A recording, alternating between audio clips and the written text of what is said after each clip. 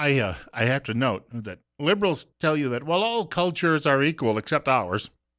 Ours is bad, bad, bad because, back in the day, those old angry white European men, they said that black people were only three-fifths of human beings. Except, of course, at the time, that compromise, as it was called, for those of you who don't know your history, it was the first time that anybody anywhere in the world had even acknowledged that somebody who was a slave actually was human, at least a percentage human. We were getting there. The rest of the world that the liberals so admire is, well, in China. Liberals are angry about this in this country. The New York Times is frothing at the mouth about it. In China, a college basketball team, women's college basketball team, came on the court and they were parading a sign that was against gay pride flags, and it said they didn't want to import the worst aspects of the American West into their country, including homosexuality. So American liberals now are saying, wow, the Chinese better learn that that's not being inclusive. Why don't you go over to Tiananmen Square and start a riot, and maybe then you can convince the Chinese government to change its ways. But remember, their culture is better than ours. 8:35, Bill Colley with you on Top Story on News Radio 1310 KLIX and newsradio1310.com. We're at 38. I wanted to mention our friends this morning at Waddell & Reed right here in Twin Falls. It's an investment firm that's been doing this since 1937. Do the math, 8 decades. One of the oldest firms in the country that offers mutual funds. Waddell & Reed owns and manages 2 mutual fund families. Investing by a conservative nature. Do they know what they're doing? Once again, been in business 80 years? I think that answers the question. What they'll do is they'll work with you individually, knowing that you have different needs and goals than perhaps the next person who will be walking into the office. They'll help you build proper expectations. Waddell & Reed will help you manage money, and at Waddell & Reed, they take planning personally. Telephone number for reaching our show today, 736-0300, 736-0300. We have a caller with us. Caller, you're up next. You're on the air on Top Story. Talk about liberal media, Bill. Yesterday, that Big Watt radio station in Boise, the afternoon show had a 4-hour pro-drug program on about marijuana. Absolutely disgusting. Made me sick. I mean, all the hard work our law enforcement, drug counselors, probation officers do to try to keep drugs away from kids, and this idiot puts on a 4-hour pro-marijuana program. That explains.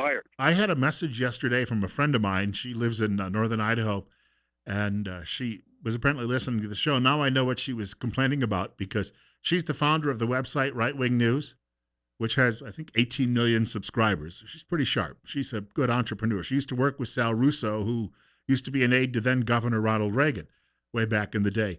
But she sent me a message yesterday, and she said, boy, I wish you were up here because it would be much better than what I'm hearing today. Now I know what she was talking about. Well, you're doing a good job. I appreciate your work, and it's a good show, Bill. Hey, thank you much for the call. It's 8:37. We're at 39. Bill Colley with you on Top Story on News Radio 1310 KLIX and newsradio1310.com.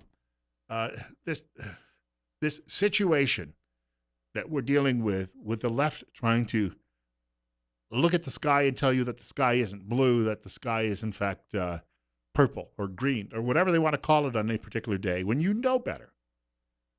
They read their George Orwell. It's not just the Alinsky. They read their George Orwell, and they know if they keep repeating something long enough, just like mainstream media will actually influence your views on this world. And media has become a cheerleader for a lot of these issues. Americans used to think that people who had certain lifestyles, we weren't nasty or mean to them, but we thought perhaps that they were insane. You can't say that any longer today. There's a writer at Crisis this morning, which is a conservative Catholic publication, and he mentions he's the man in charge of a pro-family group, and he was giving a speech to some students at a university, a Catholic university in this country. When the students were Googling him while he was there, they were sitting on their laptops in the classroom Googling him, and they told him, oh, the Southern Poverty Law Center says that your organization is a hate group. Why do they call his organization a hate group? Because they quote their church in talking about the homosexual lifestyle as being objectively disordered. Now, the SPLC, Southern Poverty Law Center, doesn't attack the Roman Catholic Church. It's too big a target right now. right now being the operative words there. So they attacked this guy's group, even though I remember a fellow arguing with me on a radio show years ago.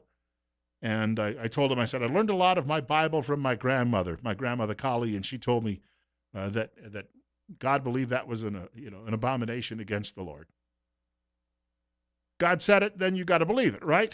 Well, I mentioned this on the air, and a few days later, some woman called me up, some liberal, and said, well, why would anybody want to listen to you because you say their lifestyle is an abomination? I said, well, my grandmother told me that, and she was quoting the Bible, the Word of God. Again, but you're not attacking that, are you? You're attacking someone who shares what's there. Well, it's that book has informed Western civilization now for thousands of years. Maybe perhaps we could at least acknowledge it's there. But liberals don't want that. On the other hand, they want to bring all the Mohammedans here and seem to believe somehow that will make things better.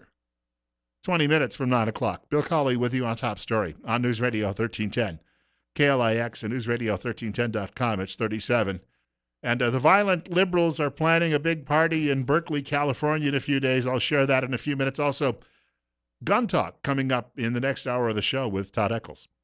I joked the other day that I saw a really desirable piece of property. I was, Easter morning, I went for a drive, and I drove down, well, what's North Grandview toward the canyon to get a couple of pictures out over the canyon.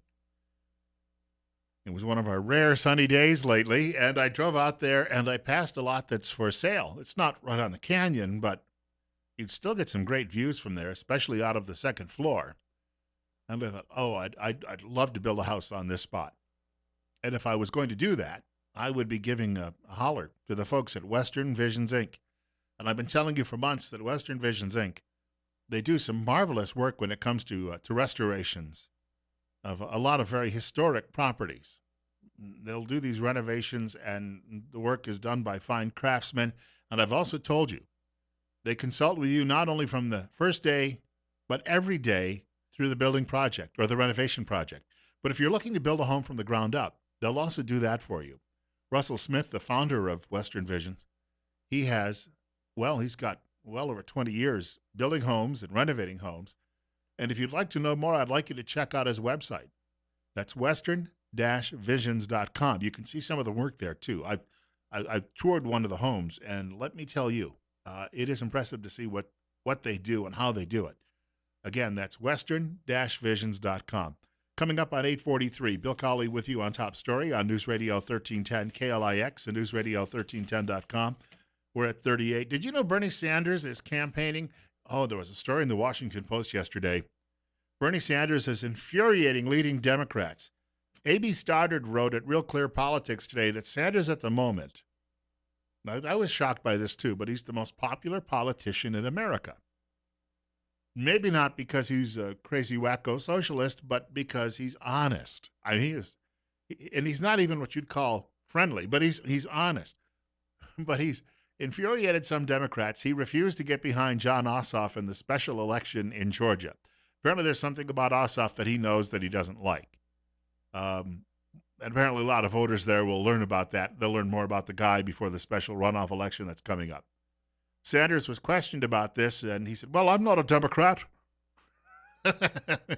He is an independent. Technically, he's listed as an independent. And then he's now campaigning with a pro-life candidate in Nebraska, and Democrats, at least the ones in Washington at the DNC, aren't pleased by what he's doing. How dare he go out and campaign with somebody? The candidate he's campaigning with is a Democrat, but he sponsored a bill in the legislature, which is unicameral legislature in Nebraska. That means they only have one house. But he sponsored a bill there a couple of years ago where he said before a woman should choose an abortion, she should have to look at the ultrasound. Oh, liberals are just beside themselves that anyone in their ranks, these are the same people who objected to some killer being executed in Arkansas last night, but who feel it's part of sacrament of their political party to kill little babies in their mommy's wombs. They cannot. They don't want Bob Casey in their party. You remember he was pro-life. Anybody who They wouldn't today want John F. Kennedy, who was pro-life. They wouldn't want him in the party, for crying out loud. This is the thing about them. They'll talk a good game about some of their past political heroes, but they wouldn't vote for them today. So they're angry with Sanders because he's campaigning. And I have to note, when I lived in Vermont, and Bernie, before he was in the Senate, he was in the House, and he was my representative at the time. Bernie was pro-gun. And that also doesn't settle well with a lot of what you'd call the Hollywood elite or the Manhattan elite that think they control that party. And Sanders has been saying, oh, you're missing the point, which is that there are a great many people in flyover country, and they don't believe in a lot of that same crap. Just like what we were talking about a few minutes ago. Some of these social issues, we've been beat over the head and said, well, you've got to accept them. And now they say, well, polls show most Americans don't think. No, they're just afraid to talk about their opposition. And so a guy like Donald Trump comes along and they say, I'll go with him. And Sanders says there's a good reason people went with him. Hillary Clinton, according to A.B. Stoddard, was spying on her own staff, Ms. Paranoia, way back in 2008 because she couldn't believe that she could legitimately lose to Barack Obama in primaries. So she believed somebody inside her campaign was sabotaging it. So she was scouring all the emails of her staff. In other words, it couldn't be that the American people rejected me. I'm so handsome and I'm so clever, and it had to be the Russians or the Martians or somebody sabotaged me from within. It's 8:47. Bill Colley with you on Top Story on News Radio 1310, KLIX and newsradio1310.com. We're at 39. The liberals on the coasts have completely lost all what you might call objectivity. Well, they've had a serious break with reality. You had heard the story, I'm sure, that Berkeley, California, canceled a speech by Ann Coulter, who is sometimes a conservative, more of a populist than a conservative, because the campus said, well, the college Republicans and the like didn't tell us in advance that she was coming. And we can't guarantee her safety. I know how this goes. Ann was on one of my radio shows years ago, and she was telling me off air that the number of death threats she gets are stratospheric. That's just incredible amount of these things. You could pile them up high and into the atmosphere. And I went to hear a speech that she gave. She came to our local community to give a speech at a local university. 2 weeks before, she had been in Connecticut and someone threw a pie in her face. And while she was giving a speech, some guy got up because Ann does not promote. Now, she's not. Some of her friends happen to be homosexuals. So she's not going around beating them over the head with baseball bats. But she just doesn't believe, again, she's not saying, look, I don't have to join in, and I don't believe that this is right, which is perfectly fine. So some kid in Connecticut stood up and said, well, what would you do if you had a son and he was gay? Without missing a beat, she said, did you know that you were adopted?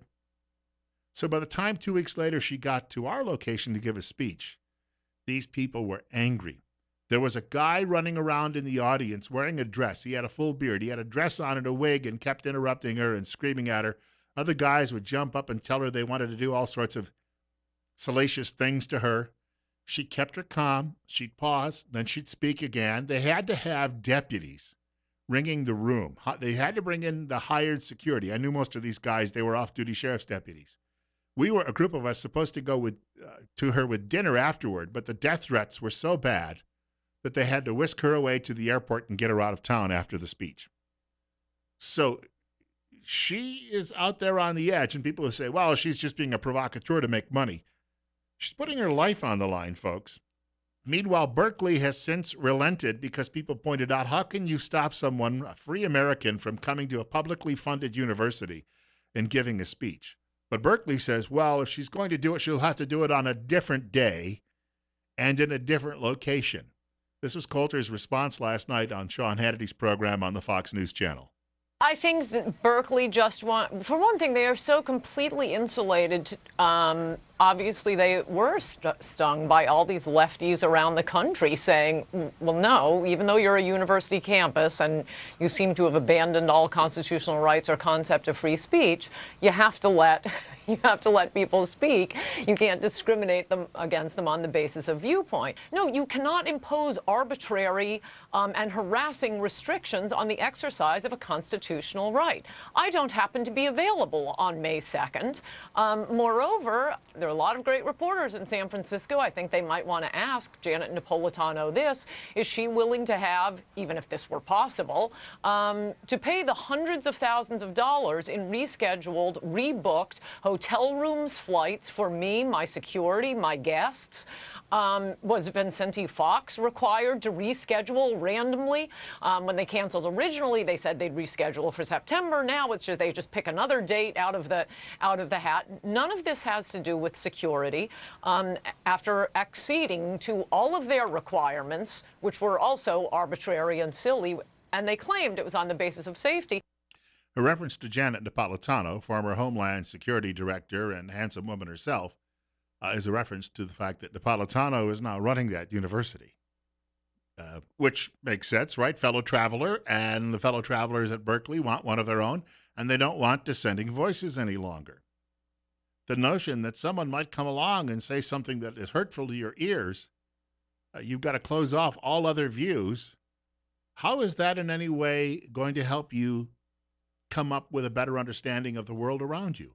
I referenced that Pat Buchanan column today, where Buchanan says people will go off into these little groups any longer, and Eric Erickson saying the same thing. Erickson brought it up today. He said, all the liberals who are dancing over Bill O'Reilly's media grave are okay or were okay with Bill Clinton doing things that were worse. Do you know O'Reilly wasn't walking around hallways groping women? We talked about it yesterday. He'd make blonde jokes. People seem to think that, well, that means O'Reilly was pinning women up against the wall and rubbing them. No, nothing like that happened. It's clearly, compared to what Bill Clinton was doing in the Oval Office, clearly, and what he did as governor of Arkansas, clearly doesn't even rise to a tenth of that. But for you liberals out there, and he's not even a conservative, you liberals out there think you've scored a big victory. How?